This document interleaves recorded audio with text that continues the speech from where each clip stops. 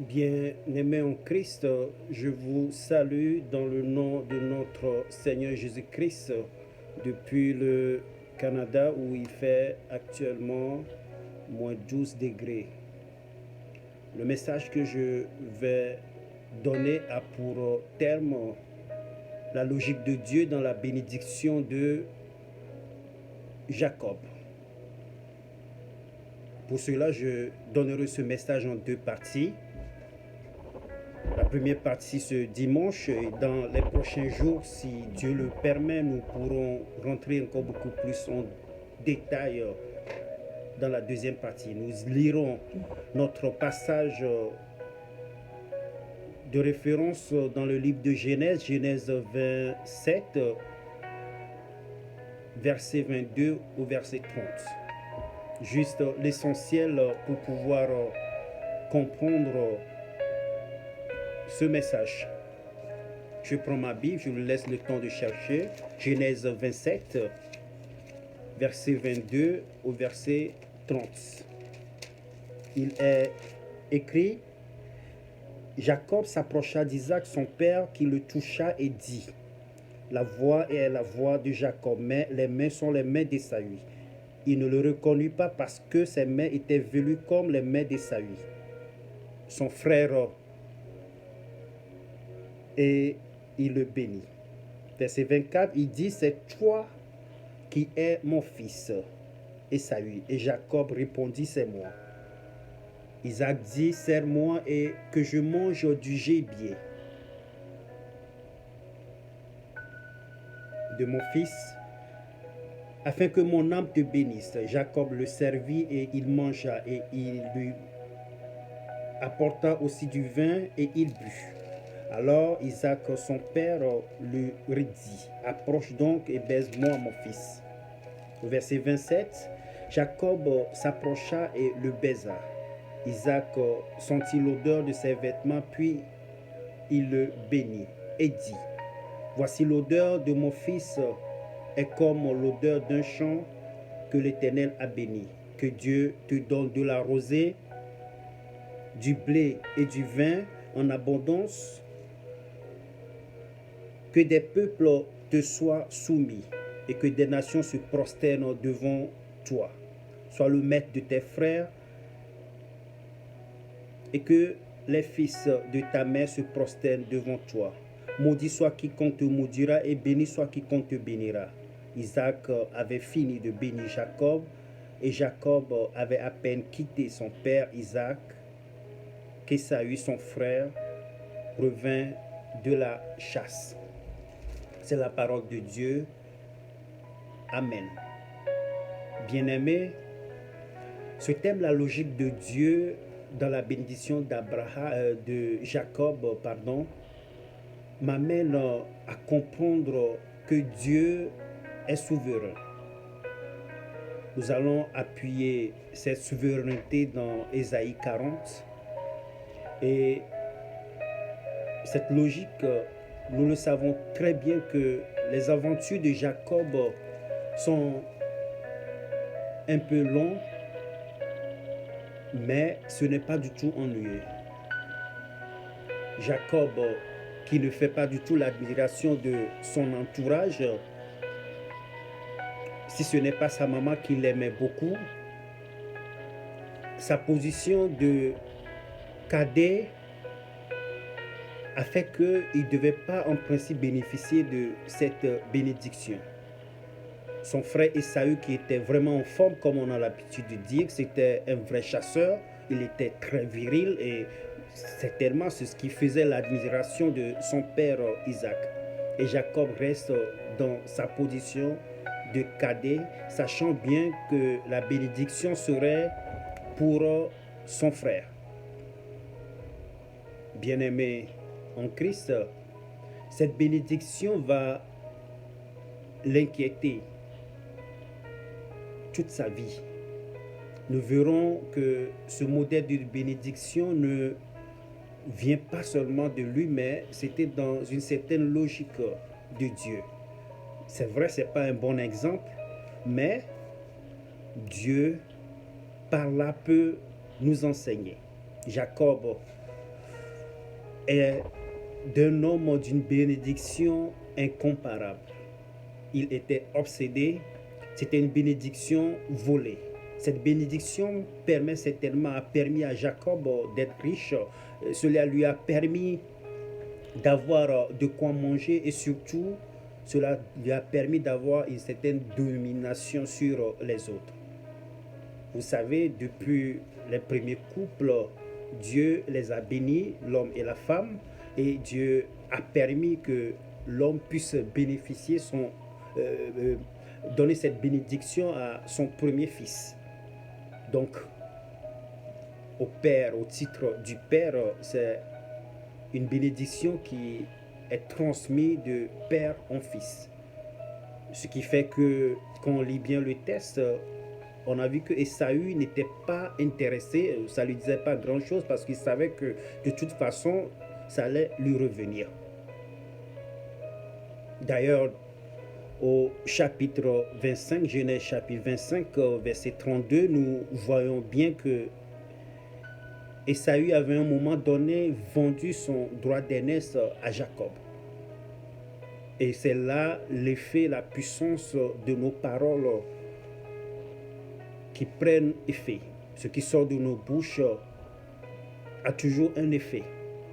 Nous le verrons dans les prochains jours.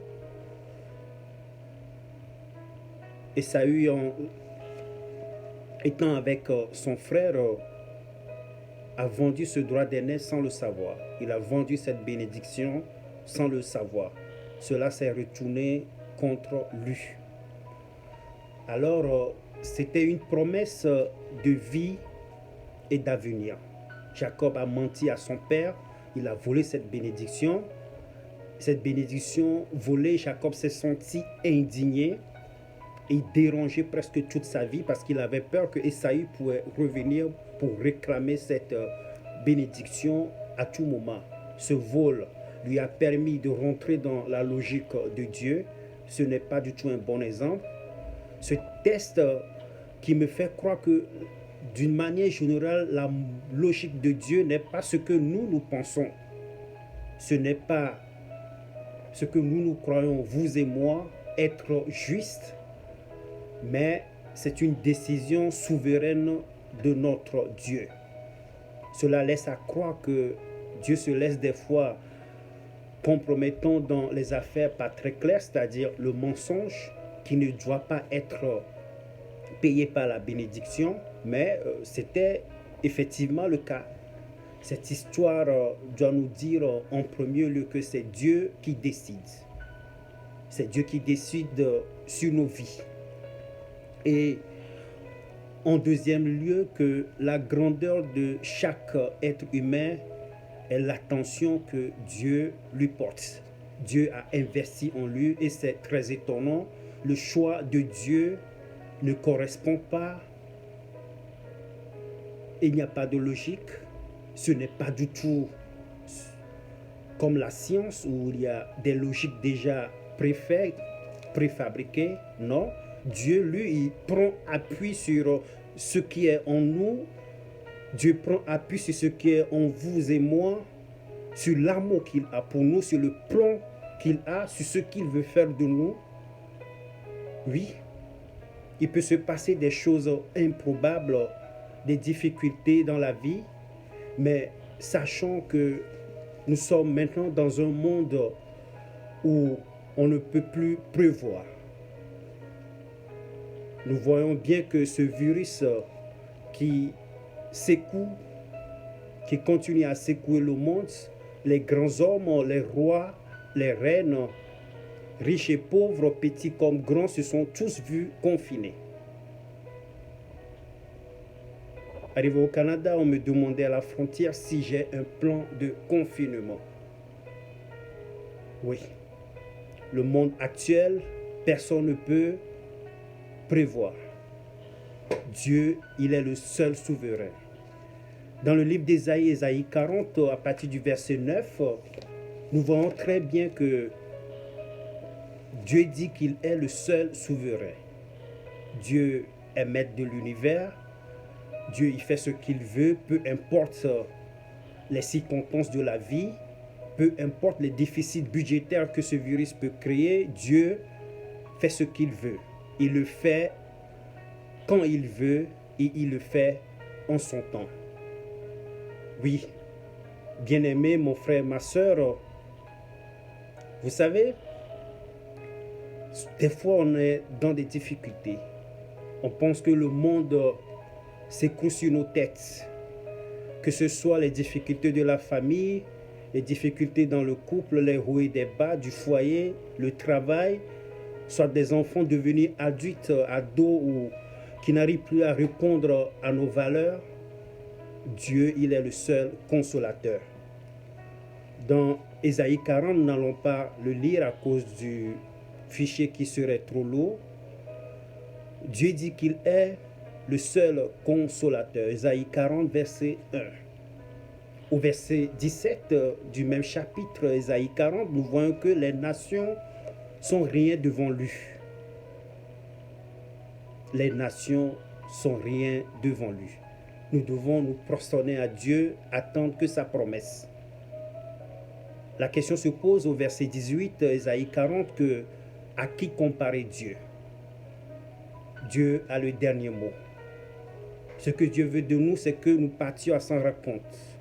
En revenant en Thèse, cette bénédiction, ne croyez pas que Jacob s'est tiré d'affaire. Il a à son tour été dupé par son beau-père, Laban, et cela a duré plus de 20 ans.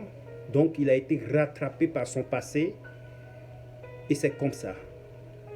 Les conséquences, il faut les payer. Ce qui est intéressant dans cette histoire, c'est que Jacob était obsédé et il s'est rattaché à Dieu. Au moment où il a renoué avec Dieu dans ce rêve, il a été gratifié et la bénédiction que Dieu lui a accordée était beaucoup plus que la bénédiction qu'il avait avec Jacob. Soit que nous sommes fidèles à notre passé, soit que nous avions fait des choses qui ne sont pas bien, nous regrettons toujours, sachant que Dieu est là et nous tend la main. Il veut nous écouter. C'est un Dieu miséricorde. Par cette histoire de Jacob, Dieu nous dit qu'il est fidèle à nous, d'être fidèle à l'avenir, de ne pas regarder le passé, que la promesse de Dieu vient devant nous. Dieu est un Dieu qui restaure, croire à l'avenir plutôt que passé. Bien-aimés, que le Seigneur nous aide à rentrer dans son plan parfait, à l'écouter, à s'accorder avec lui et à être béni. Que Dieu vous garde.